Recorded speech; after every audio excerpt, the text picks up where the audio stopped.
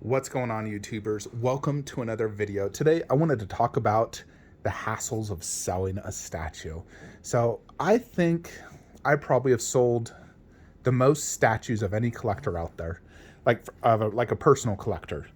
I'm fairly confident I've sold more than every other collector out there.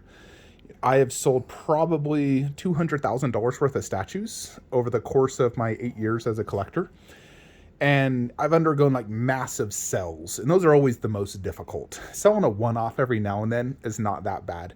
When you do a massive sell-off, like my entire 1/10 scale endgame collection, which I boxed up last night, it's a lot of hassle. It's a lot of work, and uh, here's the thing. For the most part, I would say you're gonna lose some money on. Probably, if you sell 5 statues, 4 out of the 5 you're probably going to lose money on. The other one, you might make a little money or you break even. For the most part, you generally lose money on selling statues. So that's why at this point, anything I buy, I don't ever plan to sell. Unfortunately, you can't tell the future. I didn't plan to sell these, but then King Ghidorah came up and I needed space and whatnot. So unfortunately, the 1/10s had to go. One thing I've found is it's best to stick to certain scales and not mix scales. Like a 1/3 and bust only, 1/4 and bust only, for example.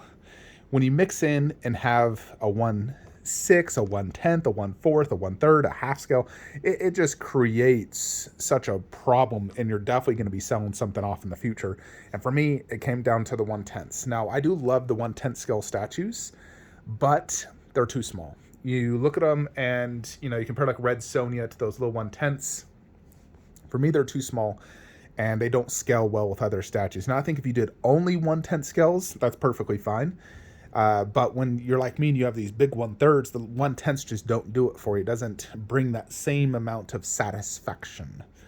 And when you're selling statues, there's obviously, for me, one of the biggest problems is finding the box. Now, I think most collectors don't have this issue. I think it's probably only me or maybe a few others, but finding the frickin' boxes, oh my gosh, I need an organization system because, no joke, I've spent 6 hours this last weekend searching for boxes, and I still haven't found my Pure Arts Battle Damaged bust box. That thing isn't too tall or too big, but I haven't found it yet. And I've searched, I have boxes under the stairs behind that door, probably 60 boxes there. And then in my garage, another 300 boxes, some in the attic as well. Like in the garage, there's an attic I can open up. And so I've tried to put only statues I'll never sell in the attic. Although I said that about MK Classic and sold those. And all the big boxes I try to put in the deep corners, so I never have to get to those corners. The big ones, like the ECCs, those are massive. But step one, finding the box is a huge hassle for me, honestly. Right now, for the most part, all my like Lord of the Rings, since I know I'm selling them, I got all the boxes ready already. I got the Deadpool bust box ready. I'm still considering Venom Carnage, Venom Bust, although I'm leaning towards keeping them. But I did locate the boxes just in case. But step one for me, the box is a huge hassle. I've sold statues substantially cheaper as well because I never found the box, like my Goku MRC prototype. I originally sold that for $1,200, but I couldn't find the box. I spent probably 3 days looking for it, like all day long. Couldn't find it, had to refund the buyer because I simply could not ship that. Even bubble wrap did break. So I ended up selling it local for like $450. So it sucked. So I would recommend, if you are in the business of selling in the future, organize your boxes. I'm terrible at it. I wish I did a better system. My 1/10 scales, I still need to find one box. I've not found Endgame Thanos. I'm pretty confident it's in there and I just didn't see it. But everything else I found pretty decently because I put it behind my statue parts shelf. A lot of them were there. But so that's one hassle, is finding the box.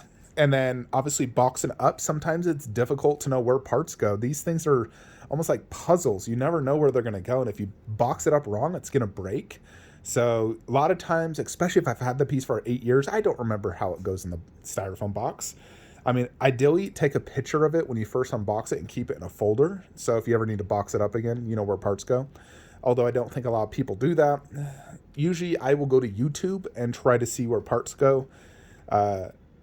The thing I'd be scared of most, honestly, is Transformer statues, because there's 100 parts to some of those. So those would be the absolute worst nightmare statues to sell. Plus, they're very big and they're very delicate. So those would be a nightmare.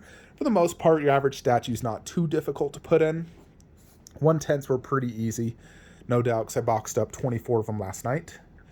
So that's another hassle, is just boxing it back up.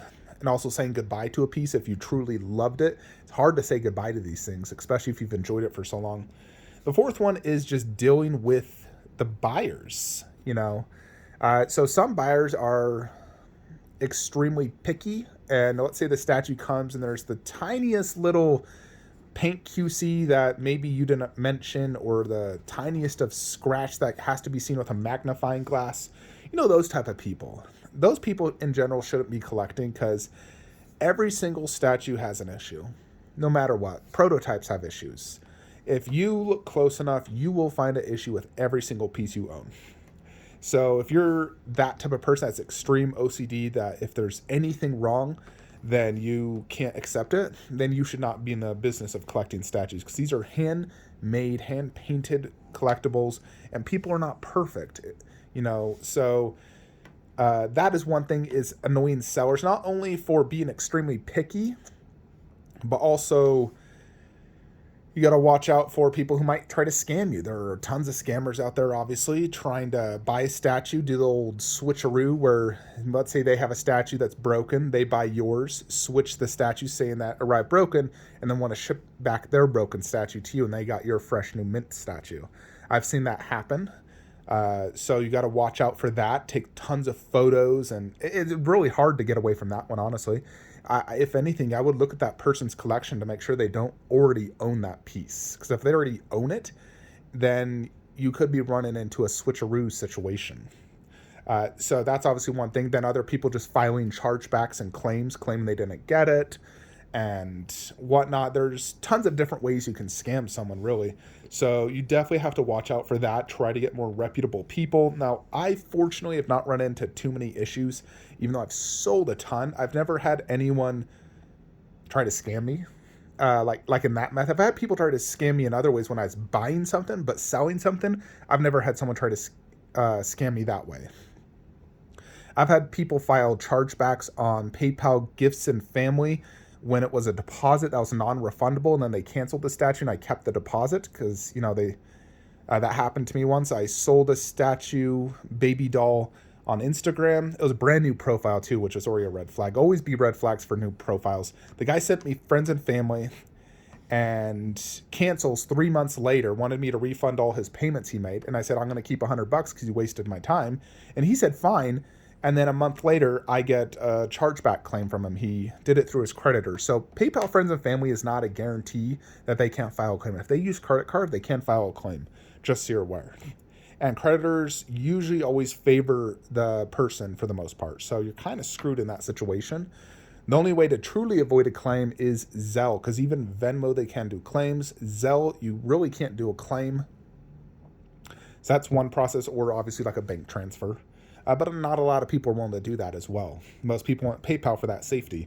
So you do obviously have to watch out for scammers, which is a huge hassle of selling stuff. And then obviously if stuff arrives broken. So I have had probably 4 or 5 statues arrive broken out of the hundreds I've sold. And, I filed a claim on one. It was approved. I refunded the person. The other one, I filed a claim. Nothing came out of it. So I just refunded them 10% because it was a small damage. For me, I follow Sideshow's rules on damaged stuff. They basically refund, if it's a minimal damage, 10% of the statue.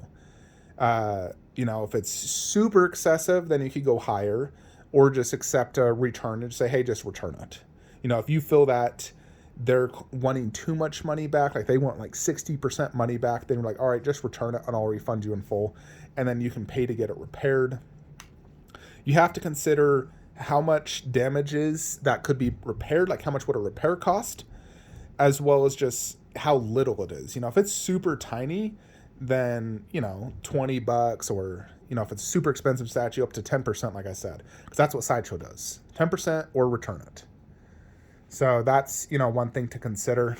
But selling can definitely be a big hassle. So I would say try to avoid it, especially nowadays. People are super cheap. But yeah, you know, fortunately, I've been lucky where I haven't had too many issues. But I've seen a lot of people have issues out there.